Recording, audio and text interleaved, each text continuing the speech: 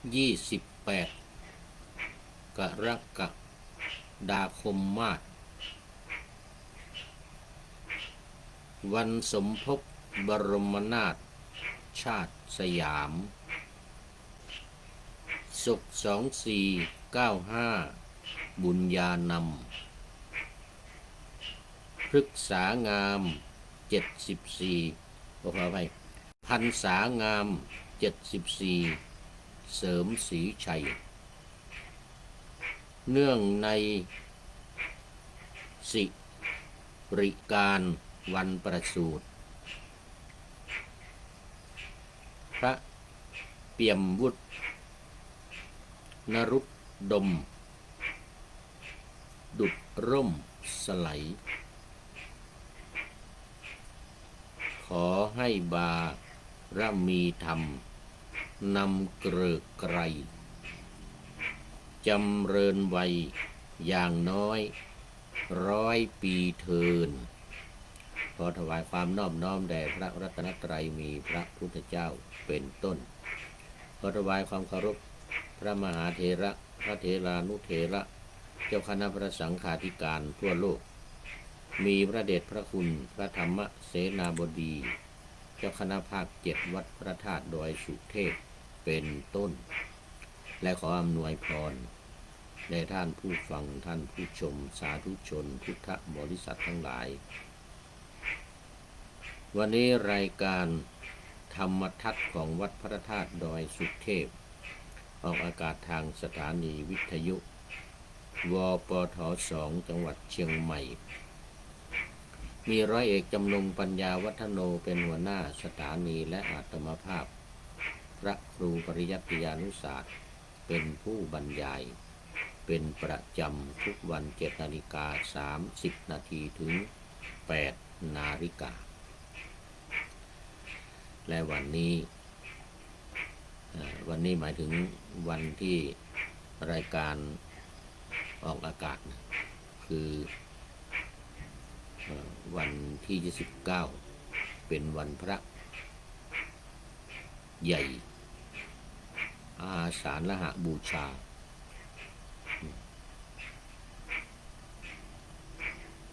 แล้วก็เป็นวันเข้าพรรษาในวันพรุ่งนี้นะในวันต่อไปวันแรม1 ค่ำจะเป็นวันที่พระสงฆ์ทั่วโลกอธิษฐานเข้าพรรษายกเว้นบางประเทศที่เลื่อนการฝนไปในเดือนธันวาคมอย่างประเทศในยุโรปซึ่งมีหิมะตกมากอากาศหนาวมากมีประเทศเอสโตเนียฟินแลนด์สวีเดนเดนมาร์กนอร์เวย์เจ้าลิทัวเนียโปแลนด์ได้เนี่ยนะโอ้นี่หน้าหนาวหน้าฝนเนี่ยมันไปปนกับหน้าหนาวมีฝน2 อย่างเขาเรียกว่าฝนจริงๆเนี่ยนะตกชุกแล้วก็ฝนหิมะโอ้หิมะตกชุกมากตามถนนหนทางในวัดวาอารามสูงขึ้นถึงหัวเข่าความหนาความสูงของหิมะนี่นะถึงหัวเข่าถึงกลางขานี่อย่างที่ประเทศเอสโตเนียปีที่แล้วปีที่แล้ว2568โอ้ตอนนี้ขอต้อนรับท่านพระครูธรรมธรสุริยันสันตกิตโต FC ตัวจริง จากวัดพระธาตุดอยสุเทพกราบนมัสการคณะพระอาจารย์ตอนนี้กระผมถึงวัดพระธาตุดอยสุเทพเป็นที่เรียบร้อยแล้วสาธุออกเดินทางจากปทุมธานี6 โมงครึ่ง6 โมงเช้านะตอนเช้า6 โมงครึ่งตอนเช้ามาถึงวัดดอยสุเทพ5 โมงเย็นครึ่งตอนเย็นนี้ครับผมโอ้สาธุสาธุสาธุวันนี้เป็นวันแรม14 ค่ำวันนี้วันพรุ่งนี้ก็เป็นวันพระใหญ่ทำบุญใหญ่โอ้นี่ก็ไปปฏิบัติศาสนกิจอยู่ที่พักสงฆ์คลอง4สาขาวัดพระธาตุดอยสุเทพโอ้นานแล้วนี่ตั้งแต่วันที่23ถึงวันนี้28โอ้หลายวันผมก็ไปวัดอ่อนกลางมาแล้วไปทำบุญมาแล้วตอนบ่ายโมงวันนี้บ่ายโมงกลับมาแล้วแล้วก็แต่วันนี้เขาหยุดนะครับอันนี้เขาหยุดเทศหยุดสวดพระพิธรรมวันพรุ่งนี้อีกวันหยุดสวดหยุดเทศพระพิธรรมไปเริ่มวันที่1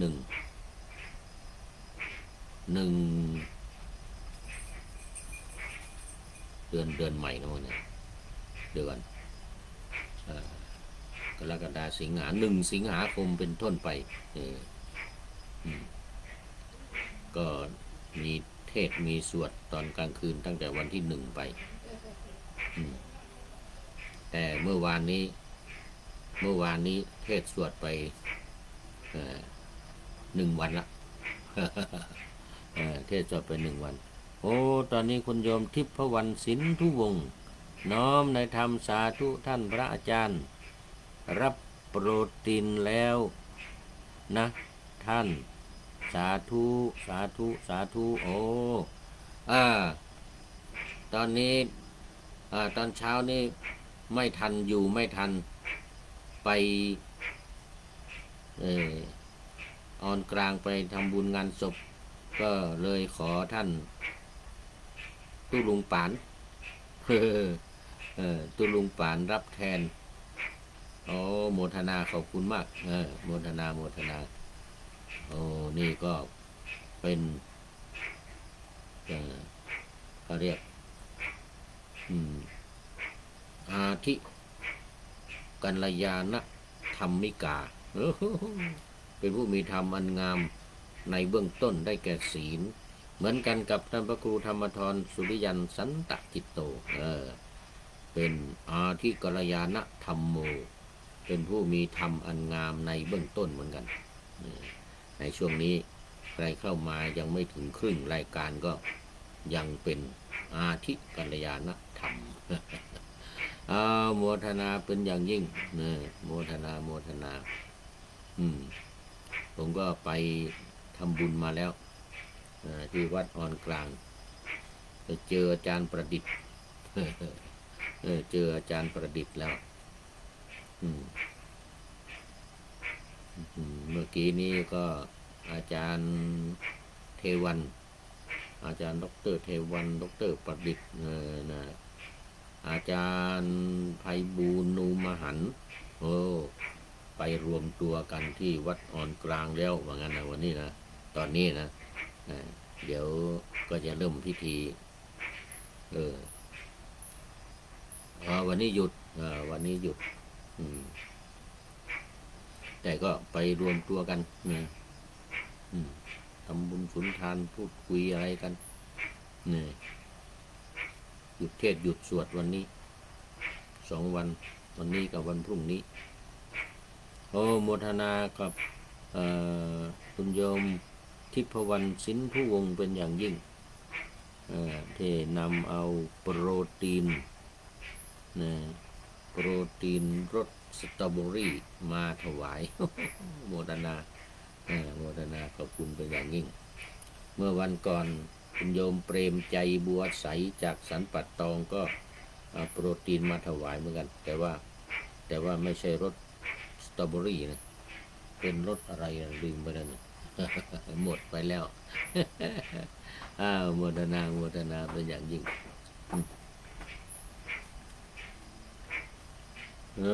สำหรับวันนี้ก็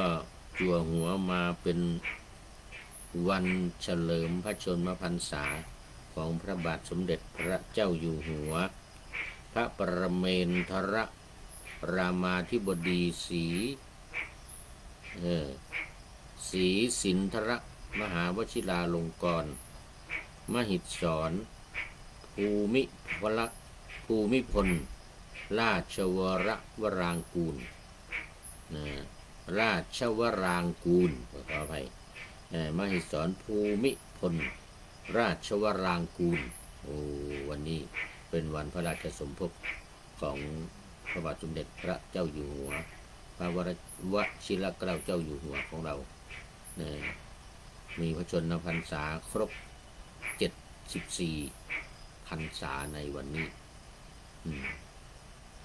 ก็มีบทประพันธ์ของ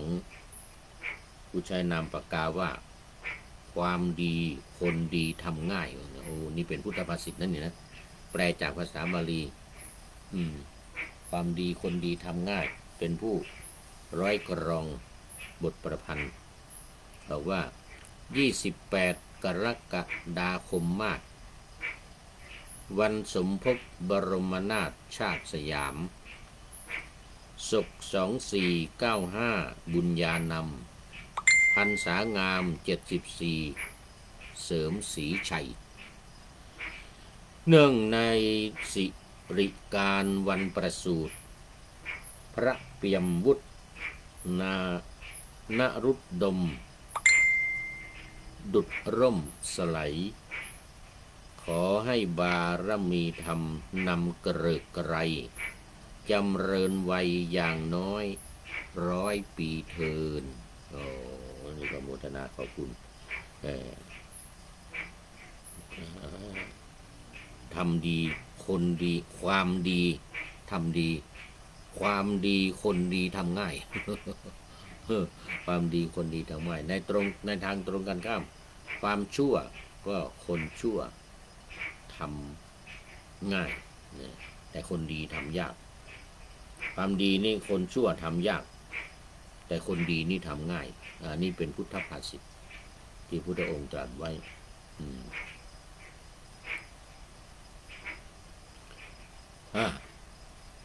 แล้วตอนนี้ก็เข้ามาสู่เนื้อหาสาระของธรรมะกันเลยมาดูว่าความชั่วคนชั่วทำยากนี่นะเป็นยังไงเดี๋ยวความชั่วคุณชั่วทำง่ายแต่คนดีทำยากดูในเรื่องพระเทวทัตเล่ามา2 วัน3 วันละพระเทวทัตยังไม่จบวันนี้จะได้มาพูดถึงบุพกรรมในอดีตการว่าทำไมพระเทวทัตนี่จึงต้องมารังควานมาเป็นศัตรูมาเป็นคู่อริทำร้ายทำอันตรายพระพุทธเจ้า3 ครั้ง 3 คราครั้งแรกก็จ้างนายขมังธนูไป16 คนครั้งที่ 2ก็ปล่อยช้างนาราคิรีหม่อมเหล้าด้วย และครั้งที่ 3กลิ้งหินหวังจะปลิดชีพโปรงพระชนม์พระพุทธเจ้านี่2 ครั้งเล่ามาแล้ว2-3 วันที่ผ่านมาวันนี้จะเป็นบุพกรรมว่าทำไมจึงทำอย่างนี้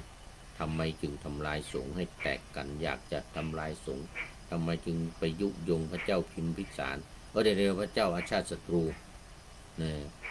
อาชาติศัตรูราชกุมารตอนนั้นยังไม่ได้เป็นพระเจ้าแผ่นดินให้โปรงพระชนพระราชบิดาคือพระเจ้าพิมพิสารทำไมจึงต้องทำมันมีบุพกรรมอยู่บุพกรรมที่เคยทำในชาติก่อนปางก่อนแล้วตอนนี้มาดูบุพกรรมโดยตรงก่อนโดยตรงกับพระพุทธเจ้าบุพกรรมที่ทำกันโดยตรงกับพระพุทธเจ้านี่นะ สาเหตุที่พระเทวทัตอาฆาตพระพุทธเจ้าว่างั้นนะ สาเหตุที่พระเทวทัตอาฆาตพระพุทธเจ้าพระพุทธเจ้าได้ตรัสแสดงเรื่องราวที่พระเทวทัตเริ่มต้นจองเวรกับพระพุทธเจ้าไว้ในเสรีวรานิชาดกขอไปเสรีวานิชชาดกคือพ่อค้านะชาดกเรื่องพ่อค้าซึ่งปรากฏเนื้อหาโดยละเอียดในคัมภีร์อัตถกถาสรุปโดยใจความได้ดังนี้ความจริงเคยเล่ามาบ่อยๆเคยเล่ามาบ่อยๆเพราะถ้ามีเรื่องอะไรถ้าพูดถึงเรื่องของการอาฆาตพยาบาทจองเวรจองกรรมกันก็มักจะยกมาเป็นตัวอย่างยกเรื่องพระเทวทัตกับพระพุทธเจ้ามาเป็นตัวอย่างหลายครั้งหลายครั้งมันชัดเจนมันชัดเจนดีเอามาเมื่อกับที่5นับจากจำนวนในภัทรกัปได้มีพ่อค้าเร่2 คนชาวแคว้น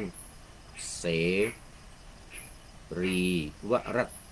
โอ้โหวายะชาวแคว้นเสรีวรัตมีชื่อเดียวกันว่าเสรีวะคนหนึ่งชื่อพระโพธิสัตว์พระพุทธเจ้าในปัจจุบันตอนนั้นเป็นพระโพธิสัตว์นะแล้วก็พระเทวทัตนี่ชื่อว่าเสรีวะเสรีวะอีกคนหนึ่งคือพระเทวทัตในปัจจุบันทั้งสองได้ทำการค้าขายเร่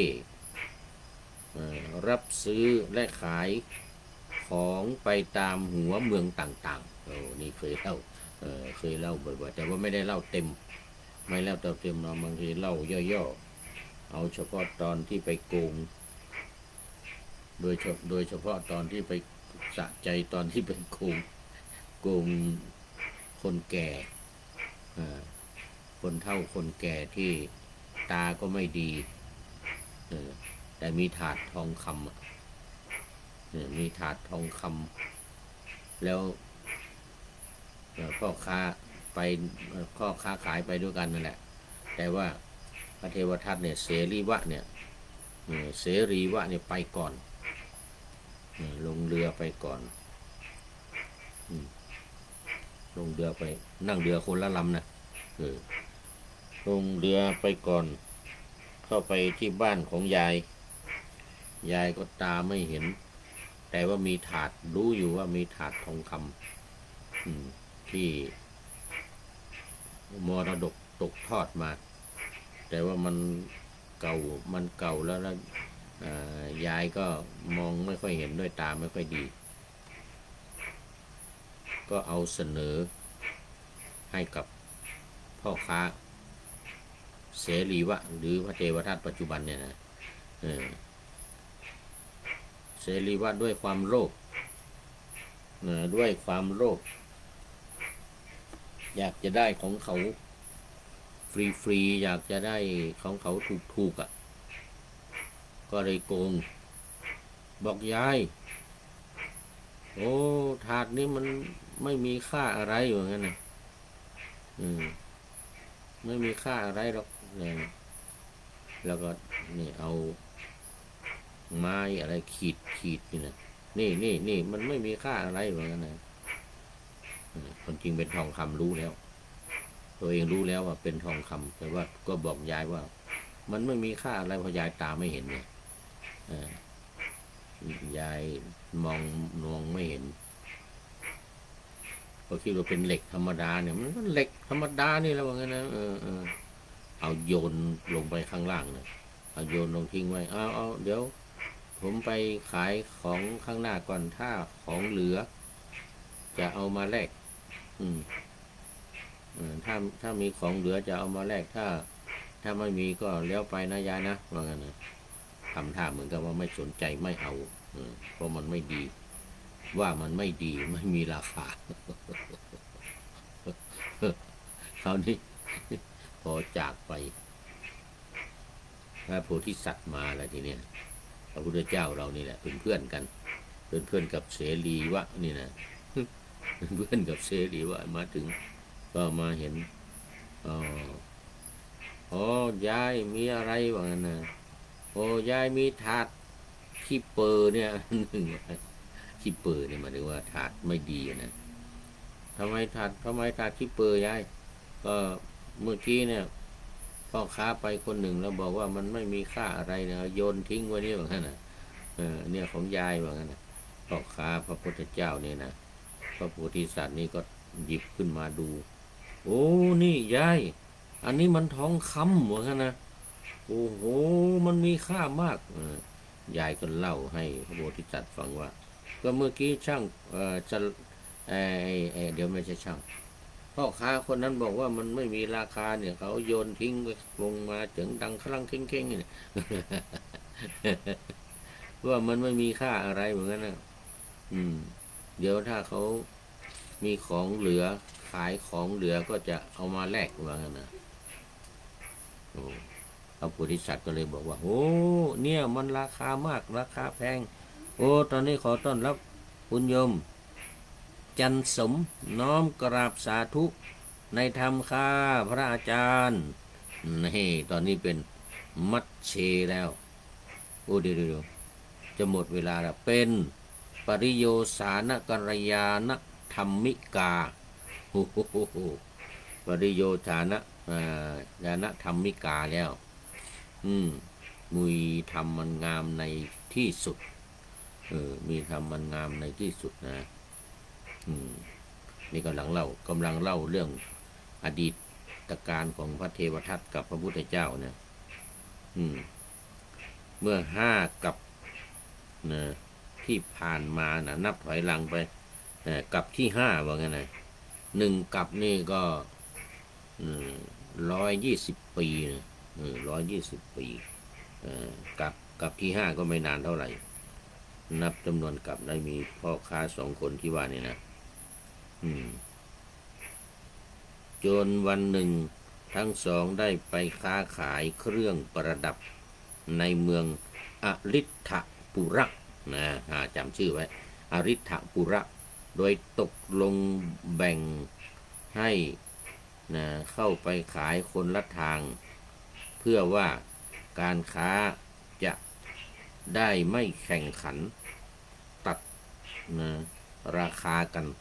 ไม่ประชดประชันราคากันว่างั้นนะพ่อค้าคนแรกพระเทวทัตเนี่ยนะได้ตะโกนเร่ขายของตามถนนในเมืองไปเรื่อยๆจนไปถึงบ้านอดีตเศรษฐีผู้มีผู้ดีเก่าตกยากหลังหนึ่งที่เหลืออยู่แต่เพียงยายกับหลานสาวในบ้านเก่าที่ชำรุดทรุดโทรมด้วยฐานะที่ยากไร้เมื่อหลานสาวได้ยินเสียงพ่อค้าเที่ยวรับซื้อและเร่ขายของจึงได้วิ่งออกมาดูจึงร้องบอกถึงความอยากได้เครื่องประดับหลานสาวขอร้องให้ยายซื้อให้ยายจึงเรียกพ่อค้าเข้ามาสอบถามและนำถาดเก่าคร่ำคร่ามัมแมมซึ่งเป็นสมบัติของตระกูลใบหนึ่งมาให้พ่อค้าตรวจดูเพื่อแลกซื้อเครื่องประดับให้หลานเหตุการณ์ปรากฏว่าพ่อค้าเลวนั้นแจ้งตรวจดูรู้ว่าเป็นถาดทองค อันมีค่าราคาถึงแสนกหาปณะโอ้โหราคาแสนกหาปณะนะ ไม่ใช่ถาดโลหะธรรมดา ด้วยความที่พ่อค้าเป็นคนละโลภมาก อยากได้ถาดทองคำด้วยวิธีโกง จึงกล่าวแกล้งว่าราคาผิดความจริงไปทำทีว่าถาดเก่านั้นไม่มีค่า ไม่สนใจไม่มีราคา จะแลกเปลี่ยนทำคำพูด เป็นสำคัญว่าถาดนั้นไม่มีราคา ค่างวดอะไรจะแลกซื้ออะไรได้พร้อมกันนั้นก็โยนถาดนั้นทิ้งแล้วลุกเดินหนีไปโดยหวังเล่กลว่าสักพักสักครู่จะเข้ามาใหม่เพื่อขอแลกของประดับเล็กๆน้อยๆกับถาดทองของสองยายหลานสองยายหลานคล้อยหลังไปได้สักพักพ่อค้าพระโพธิสัตว์ผ่านมา เห็นในรายละเอียดบอกว่าพ่อค้าคนแรกออกจากตรอกทางนั้นไปแล้วจึงแวะเข้ามาขายเครื่องประดับซึ่งคราวนี้สองคน